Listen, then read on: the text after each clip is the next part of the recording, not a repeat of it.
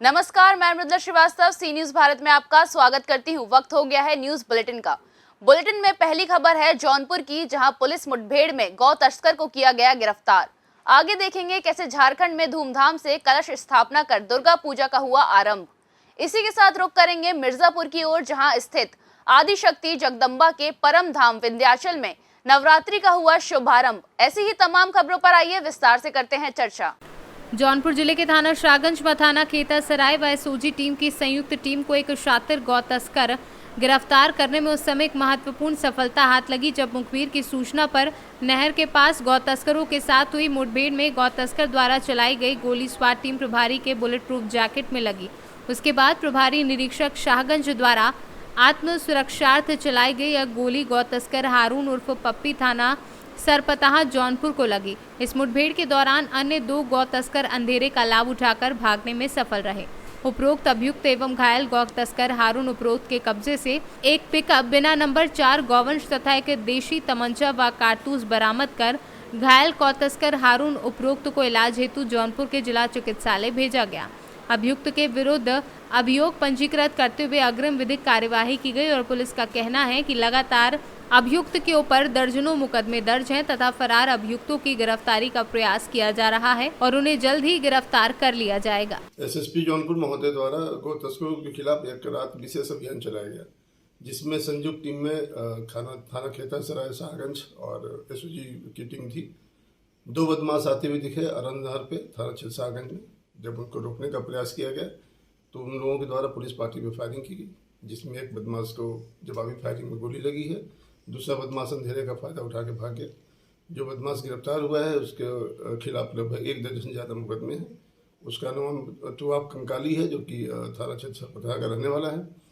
उसके कब्जे से एक पिकअप गाड़ी बिना नंबर प्लेट के 4 गोवंश, एक तमंचा, कुछ कारतूस, मोबाइल फोन बरामद हुए हैं। अन्य विधिक कार्रवाई की जा रही है। जौनपुर से सी न्यूज संवाददाता प्रवीण कुमार की रिपोर्ट। पाकुड़ के महेशपुर प्रखंड के शहरग्राम गांव में आज धूमधाम से कलश स्थापना कर दुर्गा पूजा आरंभ की गई, जिसके जी साधन मुखर्जी हैं और जिसमें तुलसी साहा, महेश्वर साहा, दिनेश साहा व अन्य लोगों की महत्वपूर्ण भूमिका रही। झारखंड से सी न्यूज संवाददाता धीरेन्द्र साहा की रिपोर्ट। अरोरा में स्थानीय कस्बा में रविवार को श्री बाल राम लीला पहला दिन नारद मुंह की लीला मंचन किया गया। रामायण के गायकों ने संगीत में चौपाई सुनाई। लीला का शुभारंभ मंच पूजन के पश्चात गणपति वंदना से हुई। नारद मुंह लीला में हिमालय की तलहटी में रमणीक स्थान को देखकर नारद ने समाधि लगा ली, जिस पर इंद्र ने अप्सराओं सहित कामदेव को नारद की समाधि भंग करने के लिए भेजा। नारद की भक्ति को डिगाने में कामदेव व अप्सराएं विफल हो गई। नारद को कामदेव पर विजय पाने का अहंकार हो गया। भगवान विष्णु ने भक्त को भटकने से बचाने के लिए माया की नगरी व उसमें माया के स्वयंवर की रचना की। शादी रचाने के लिए नारद ने भगवान से हरि का स्वरूप मांगा। भगवान ने नारद को बंदर का रूप दे दिया और स्वयंवर में लोगों ने नारद का उपवास किया, जिस पर उन्होंने भगवान विष्णु को श्राप दे दिया कि जिस प्रकार से हम पत्नी के लिए तड़पे हैं, ठीक उसी प्रकार पत्नी के वियोग में तड़पोगे और इन्हीं बंदरों के सहयोग के बाद तुम्हारा कल्याण होगा।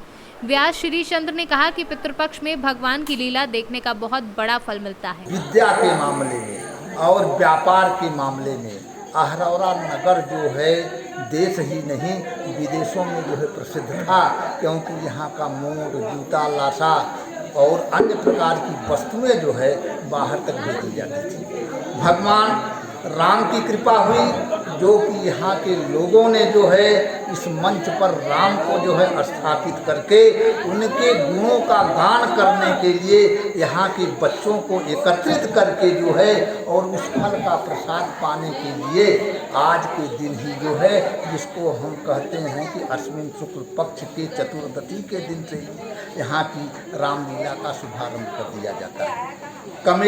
कमेटी की तरफ से इतना सहानुभूत है कि बानरों की सेना को जुटा करके जो है यहाँ पर जो है भगवान राम के गुणों का गान होता है। जैसे बानरों ने भगवान को जो है विजय दिलाया लंका पर, उसी प्रकार अहरौरा पर यहाँ के लोग मिलजुल करके जो है हमेशा जो है विजय दिलाते रहें, यही हमारी शुभकामना है। रामलीला के अध्यक्ष हैं और अपने बाल कलाकारों के लिए किस प्रकार से तैयारी करवाते हैं? रामलीला का यहाँ मंचन लगभग 15 दिनों तक चलता रहता है और इन 15 दिनों तक जो भी कलाकार रहते हैं उनको बता दिया जाता है कि आप ये पात्र बने, आज ये आपको जो है कि तैयारी करना है, आज इस लीला का मंचन यहाँ पे किया जाएगा।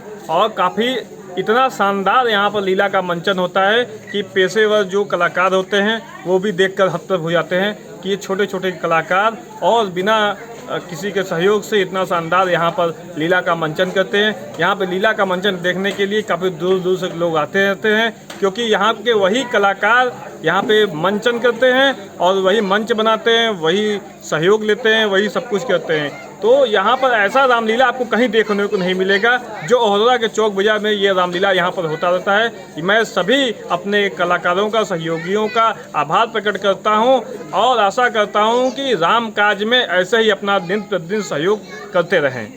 आज का लीला कौन सा है?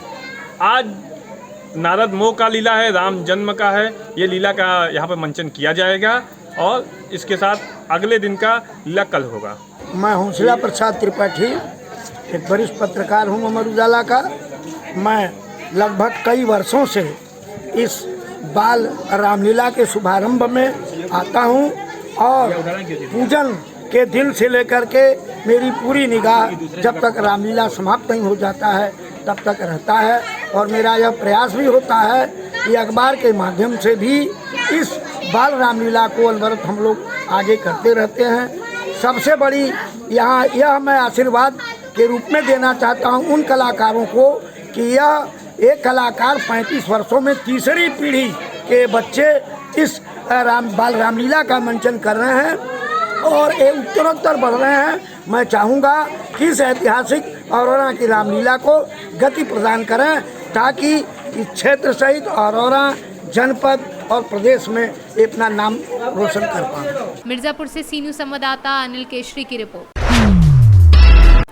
जनपद मिर्जापुर में आज से शारदीय नवरात्र का शुभारंभ हो गया है और नवरात्रि के 9 दिन तक मां दुर्गा की 9 अलग अलग रूपों की पूजा होती है। आज पहला दिन है, इसलिए मां शैलपुत्री की पूजा होती है। इस समय की तस्वीर मिर्जापुर के विंध्याचल मंदिर से। आज नवरात्र का पहला दिन है। मंदिर को फूलों से, पंडालों को लाइटों से सजाया गया। तो यहाँ पर किस तरीके से सजावट हुई है, माता रानी पर चुनरी चढ़ाई गई है, भक्तों का यहाँ तांता लगा है और जयकारे लगाए जा रहे हैं और दूर दूर से यहाँ श्रद्धालु आए हैं। मिर्जापुर से सी न्यूज़ संवाददाता रजनीश सोनकर की रिपोर्ट। सोमवार 26 सितंबर को भोर में मंगला आरती के साथ 9 दिन का नवरात्रि आरंभ हो गया। 9 दिनों तक नवदुर्गा के विभिन्न रूपों की पूजा की जाती है। अभिष्ट सिद्धि और योग में भक्तों की हर कामना पूरी करेगी मां दुर्गा। आदिशक्ति जगदम्बा का परम धाम विंध्याचल केवल एक तीर्थ नहीं बल्कि प्रमुख शक्तिपीठ है। शारदीय नवरात्र में लगने वाले विशाल मेले में दूर दूर से भक्त मां के दर्शन के लिए आते हैं। नवरात्र में आदिशक्ति के 9 रूपों की आराधना की जाती है।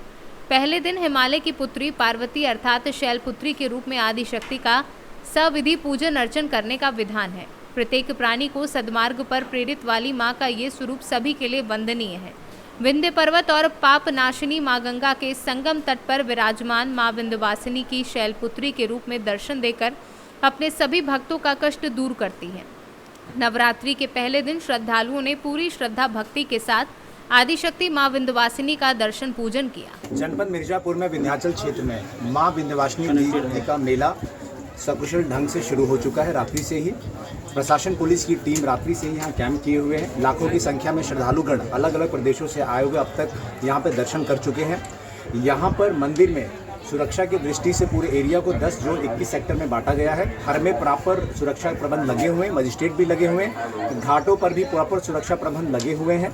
गर्भगृह और मंदिर के अंदर निकासी के लिए, एग्जिट कराने के लिए कि लोग दर्शन करके निकलते रहे, उसके लिए खुद फोर्स लगी हुई है। मैं भी वहाँ पे जाके सेवा करने का वहाँ मौका प्राप्त हुआ।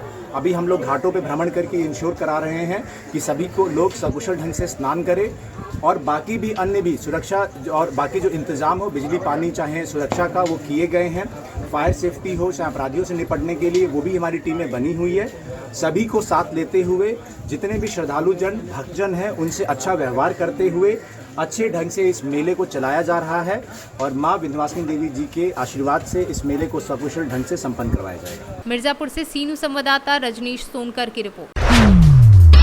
भागलपुर सुल्तानगंज पुलिस ने शराब लदे मिनी ट्रक के साथ 5 शराब माफियाओं को गिरफ्तार किया है और सिटी एसपी ने प्रेस वार्ता कर इस पूरी घटना का खुलासा किया है। थी कि दूध का एक वाहन है जिसपे सुधा का लोगो लगा हुआ है और उसमें शराब भरकर बेगूसराय भेजे जाने की खबर मिली थी और ये शराब झारखंड के जामताड़ा ज़िले से लाया जा रहा था।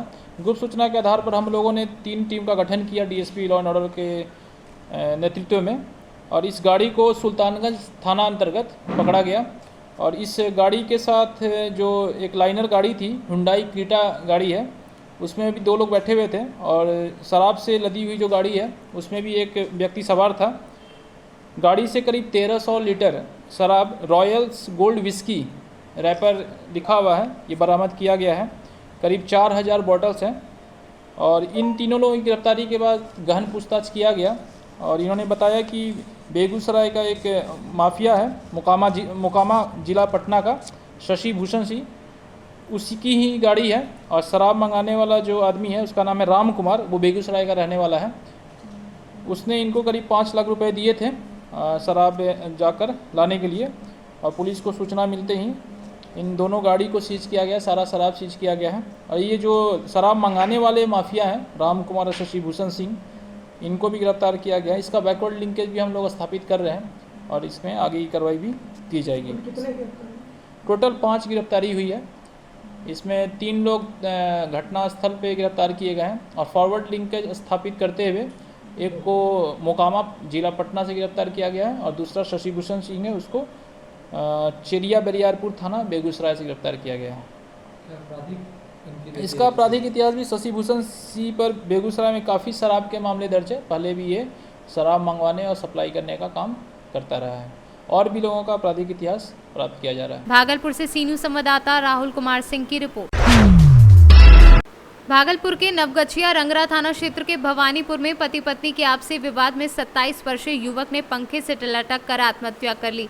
पारिवारिक सूत्रों से मिली जानकारी के अनुसार मृतक बृजकिशोर पांडे पिछले 10 वर्षों से भवानीपुर स्थित नाना विशु पांडे के यहां अपने ननिहाल में अपने पिता अशोक पांडे को छोड़कर मां के साथ रह रहा था और किसी तरह मजदूरी कर जीवन यापन कर रहा था। मृतक का मूल घर भागलपुर जिला के पिरपैती के मधुबन गांव में बताया जा रहा है। हमें नहीं रही हम हाँ तो कख नहीं देखल मरलो अभी थोड़ा देर पहले हमरा फुआ बतल के तो आयला की रे लग चलो रहा ना नीचे उतारी लरे कोई के उतारला रे पता नहीं फुआ बते था कहे तो यहीं उतारला हमें नहीं उतार लरी हमरा अबे नहीं करिए तखन हमरा बाहर में पता चलले तो दौड़ी के लिए केना पता चललो तोरा उदय इच्छा सब बोली रहलो रे बाहर में। भागलपुर से सी न्यूज़ संवाददाता राहुल कुमार सिंह की रिपोर्ट। उसराहार में उच्च प्राथमिक विद्यालय की हैरान करने वाली तस्वीर सामने आई है, जिसमें स्कूल के टीचर के समय पर न आने से छात्रों ने स्कूल में मेन गेट पर ही प्रार्थना शुरू कर दी। गेट पर ताला लगा हुआ था। स्टूडेंट को ऐसा करता देख टीम ने वहां पहुंचकर उसका वीडियो बना लिया और मामले की सूचना ताका उपजिलाधिकारी देवेंद्र कुमार को इस मामले से अवगत कराया। ताका उपजिलाधिकारी देवेंद्र कुमार के संज्ञान में आने के बाद इस मामले की जानकारी बीएसए उपेंद्र कुमार भारती को अवगत कराई। बीएसए उपेंद्र कुमार भारती के संज्ञान में आने के बाद उन्होंने मौके पर पहुंच बीएसए उपेंद्र कुमारी भारती जांच कर विद्यालय के सहायक अध्यापक ललित कुमार, सहायक अध्यापक अखिलेश कुमार एवं सहायक अध्यापिका संगीता पर कार्यवाही की बात कही है। सर, जो आज मोर्चा में ये प्रकरण हुआ है, बच्चों बाहर गेट पर प्रार्थना कर रहे थे, उसको लेकर के क्या कहेंगे? चूँकि विद्यालय में केवल 4 अध्यापक हैं, जिसमें से एक महिला है वो सीसीएल पे हैं और एक अध्यापक का सीएल पे है जी। और जैसे कि अध्यापकों से बात करके पता चला कि आते वक्त उनकी गाड़ी खराब हो गई थी, इस वजह से आज उनका लेट हो गया। अब वैसे तो ये हमेशा टाइम पे ही रहते हैं, लेकिन आज उनकी गाड़ी खराब होने की वजह से वो लेट हो गए। सर, लेकिन जब वो अध्यापक यहाँ पर अखिलेश जी आए हुए थे तो उन्होंने तत्काल यहाँ से मोटरसाइकिल वापस क्यों की है जब वो सीएल पे थे? नहीं, मेरी जानकारी में नहीं है। अगर ऐसा है तो मैं देखूंगा। सर, उसमें जो मैंने यहाँ पे जब मैं यहाँ पे ऑलरेडी था तो उन्होंने गाड़ी को तत्काल वापस किया जब मैंने उनसे पूछताछ की 10 बजे और बच्चों से सर अब मैंने परामर्श लिया तो उन्होंने बच्चों का कहना है कि सर ये आते हैं सर और यहाँ पर मोबाइल चलाते हैं बैठ कर। अगर ऐसा है तो उनके ऊपर कार्रवाई होगी, कड़ी कार्रवाई होगी। इटावा से सी न्यूज़ संवाददाता नितेश यादव की रिपोर्ट। इंदौर के MIG थाना क्षेत्र में रहने वाली एक नवविवाहिता द्वारा अपने ही पति के द्वारा प्रताड़ित कर आत्महत्या की घटना को अंजाम दिया गया था, जिसके बाद पुलिस ने मृतक महिला के परिजनों के अनुसार प्रकरण पंजीबद्ध कर आरोपी पति को गिरफ्तार कर जेल की सलाखों के पीछे कर दिया है। एक मृतिका है 20/9/2022 को इन्होंने आत्महत्या कर ली थी और इनके जो हस्बैंड है नितेश, उनको आए दिन उनको मानसिक और शारीरिक प्रताड़ना देते थे। परिवारजनों ने इसकी मतलब जो है मर पंचायतनामा लाश की कार्रवाई में शिकायत की थी कि जो है नितेश जी अपनी पत्नी को मानसिक और शारीरिक रूप से प्रताड़ित करते थे, जिसके कारण उन्होंने आत्महत्या कर ली। इस पर से जो है 498A 306 IPC के तहत प्रकरण पंजीबद्ध कर लिया है। आरोपी नितेश को गिरफ्तार कर लिया, जिसे आज न्यायालय हम पेश करा रहे हैं। इंदौर से सी न्यूज़ संवाददाता सुरेश बैरागी की रिपोर्ट। मध्य प्रदेश में 24 घंटे के अंदर अंधी हत्या का पुलिस ने पर्दाफाश कर दिया है। बता दें कि 2 आरोपियों ने चाकू मारकर उतारा था मौत के घाट। युवक को धमकाना पड़ा महंगा, धमकाने की कीमत के बदले मिली मौत। हत्यारों को पकड़ने वाली टीम को SP के द्वारा 10,000 रुपए का पुरस्कार भी दिया गया है। कल जो है छुइया घाटी में धुपखरी नाला है, वहाँ एक अज्ञात व्यक्ति की लाश मिली। उसकी हत्या की गई थी। उसके गले में चोट था, उसके हाथ पैर में चाकू से चोट थी और उसे पत्थर से ढांक करके दबा करके छुपाने का प्रयास किया गया था। एक बच्ची बकरी ढूंढने के लिए वहाँ गई थी। उस बच्ची ने वहाँ पे ताज़ा खून देखा। खून देखने के बाद उसने जब करीब गई तो देखा कि लाश दबी हुई है, तो वो घबरा गई और वो वापस जाकर के गोविंदगढ़ में अपने पिता को इसकी सूचना दी। पिता भी उसकी सूचना पर जाकर के उसने मौके पर जाकर सत्यापन किया कि क्या घटना है। जब उसने देखा कि यह तो हत्या है, वो वापस लौट करके थाने गोविंदगढ़ पहुंचा और उसने सूचना दी। ये सूचना मिलते ही जो है थाना प्रभारी ने पुलिस अधीक्षक को अवगत कराया, मुझे अवगत कराया। हम लोगों ने तत्काल जो है 3 टीम बना करके वो घटनास्थल पे भेजा उसको।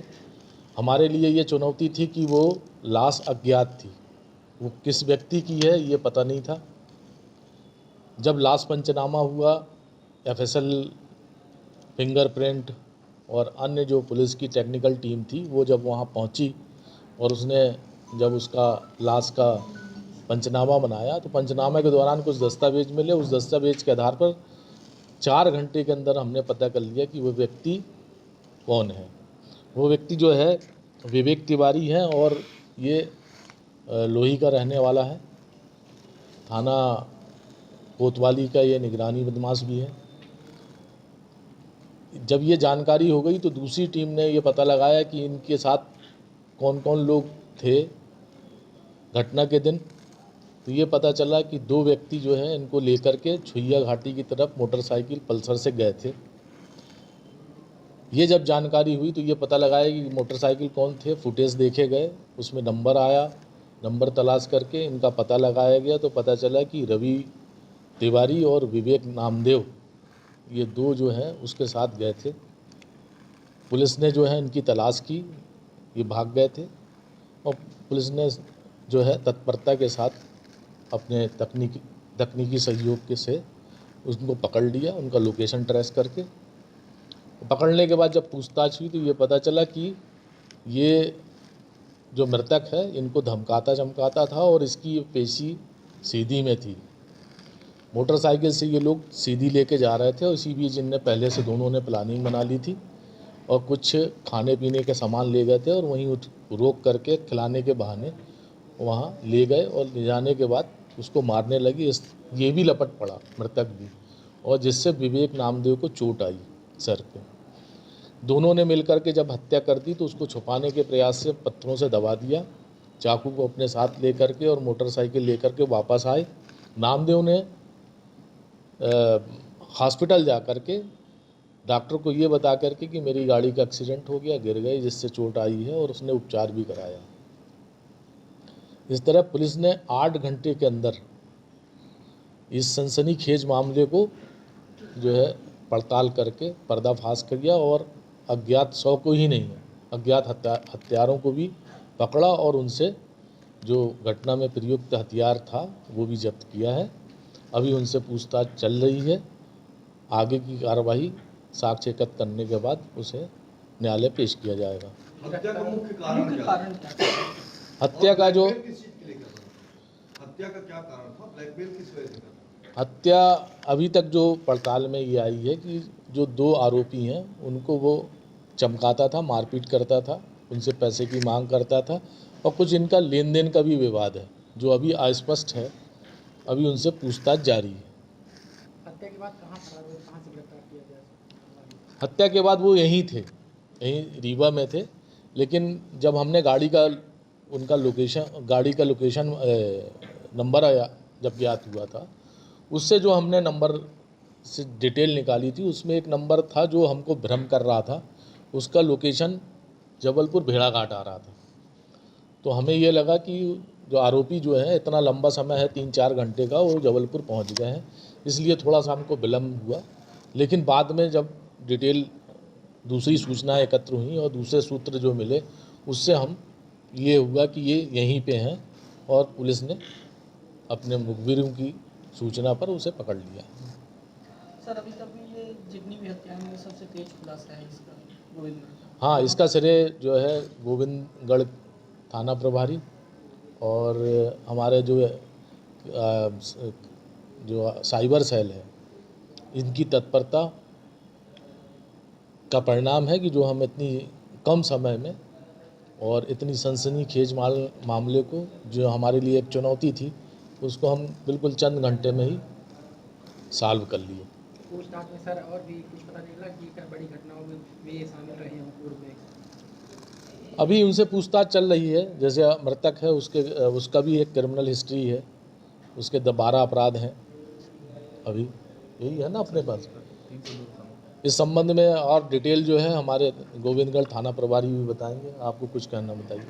रीवा से सी न्यूज़ संवाददाता अर्जुन तिवारी की रिपोर्ट। फिलहाल के लिए इस न्यूज बुलेटिन में बस इतना ही। देश और दुनिया की तमाम खबरों को जानने के लिए देखते रहिए सी न्यूज भारत। हर खबर आपके साथ, आपके हाथ।